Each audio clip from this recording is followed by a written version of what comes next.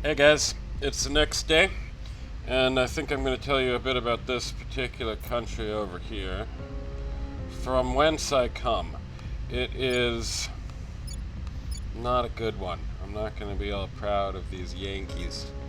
But first of all, to get you in the right mindset, I'm going to loot Canada, France, Belgium, and Kazakhstan. This will be to get me another little burst of early game money. Then I'll be done with looting places that I don't want to loot, basically.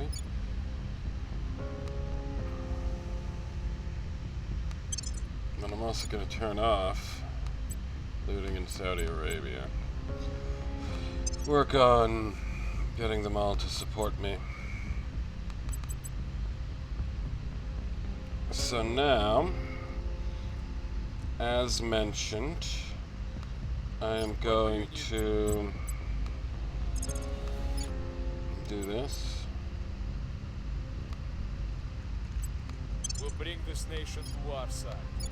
Ready for orders. Grab this Ethiopia Ready for orders. over here, We'll bring this nation to our side. Where to? which I will explain to you in a wee minute. Oh wait, I've done it wrong.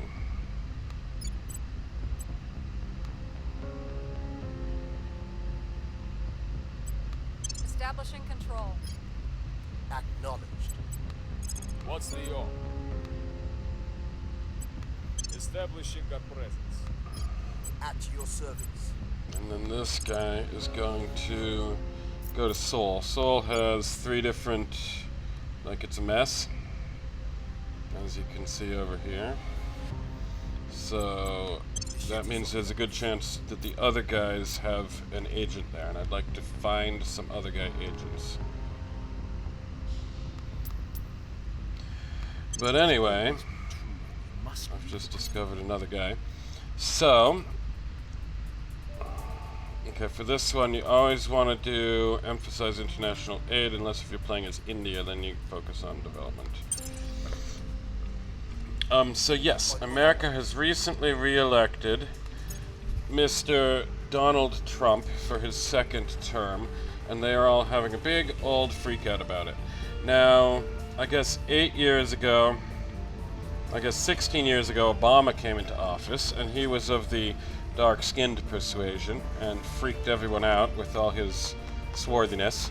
So then when he left, you got Donald Trump, who was a kleptocratic horror show, kind of, but actually 4 years ago when everyone threw him out for being a kleptocratic horror show, and then the establishment came back in. The establishment didn't like Trump. He was a bit like Andrew Jackson. But then when the establishment came back in, he was once again, the establishment was absolutely abominable. They spent 4 years apparently twisting up into like a violent, they basically lashed out at reality, trying to demand that everyone keep giving them unlimited free power and money forever. And so they started this big global war that we're having right now. And then everyone hated them, so they brought back Donald Trump, and then there was a shocked Pikachu face coming out of the establishment. And so now we're in the period between when Joe Biden leaves and when, well, Joe Biden's still here, but before Trump takes office, there's like a few months for Trump to ride a horse across America to come to the White House, is why they gave us a few months, because the Republican America is stupid and fucked. So now we're living in this period. Everyone's worried and this and that. It's not great. It's not a great psychological period. But also, we've just had this guy shoot a CEO of the healthcare industry. Everyone hates the healthcare industry. It's a mess. So some rich Italian kid just shot a CEO of the healthcare industry, and now America's all having a meltdown about that. So it's kind of interesting. Everyone thinks the revolution is nigh, and the revolution might be soon enough, let's say, in the coming decade. But I think we've just stepped down another level towards the French Revolution in America. We've gained significant support. So I have all my cousins live there. I live, of course, in Kenya. I even left America long, long ago, but I still have my whole family living in this place. Some of them are talking about getting me an investment to help me build a center of power away from America or whatever. I've just remembered I need to do this. Look at how much money I get just from looting the entire world. So the value of this HAL thing, I'll explain in more detail next time, but it's because of... it gives me more missions. So I'll explain those missions to you next time. And then I'll turn off the looting, I guess. I'll go back to knowledge. So yeah, America's in a tough spot. The empire is actively falling. They still have a lot of power around the world. They have bases in every fucking country. And they are lashing out trying to maintain their status more than anything else. And this is what the global war is about, basically, is America not being allowed to maintain its status in the world. And so they attacked Ukraine to try and, like, stop Russia. They just, like, wanted to hit Russia. They don't like Russia. And then, look at this, Italy just had the same thing happen where now it's owned by everybody. But yeah, that's basically how the war came about.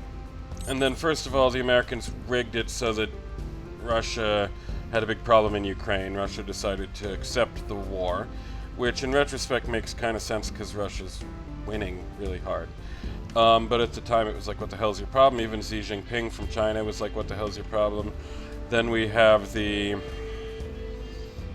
Israel thing, and I guess America decided to play, like, to let Israel have its genocidal ambitions because it's a good chance for them to defeat everybody else. So America's a madman empire, and it's just been taken over by Trump, who might actually, very good chance he's less of a madman than the establishment, who we thought were like the adults in the room, turn out to be absolutely not. So now we have Trump. Maybe he'll be better, but it looks like his top priority is going to be to torture the American people. So that's America. And my cousins are freaking out. They might invest in me. They might run away. I'm an important part of my family, being that I'm establishing something that's not in this horrible country. Yeah, so that's where America stands. It's a mess. Now you notice that I talked about having this management control points maxing out, and then I lose, if it goes over the top, I lose some influence per day or whatever, and I've gone over the top.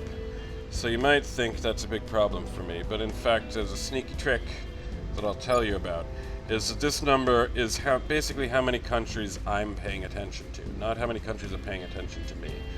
So we're going to quit spoiling Ethiopia, right? I need to change that up. We're going to move Ethiopia to pure unity for now. And then I'm going to press this button. So when I press that button, suddenly the Ethiopia still has my circles there, but it's no longer costing me these points.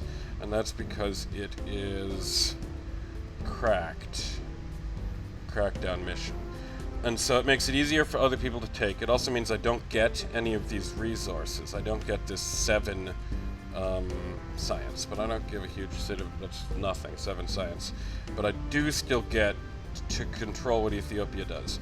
So this is a key piece of the game, is that you want to grab a bunch of more countries than you can afford, but only in this cracked down state, and in 6 months it'll uncrack, and then I'll just recrack it again. So this is what I'm going to be doing now. I think I'm going to be grabbing a bunch of countries like Ethiopia where I'll leave them in a crackdown state. So next turn I'll tell you a bit more about that. Let me blink this. Here we have a bunch of new guys, which seem pretty good. And in fact, this one seems fantastic. Alright, I'll see you guys probably later today. Ciao.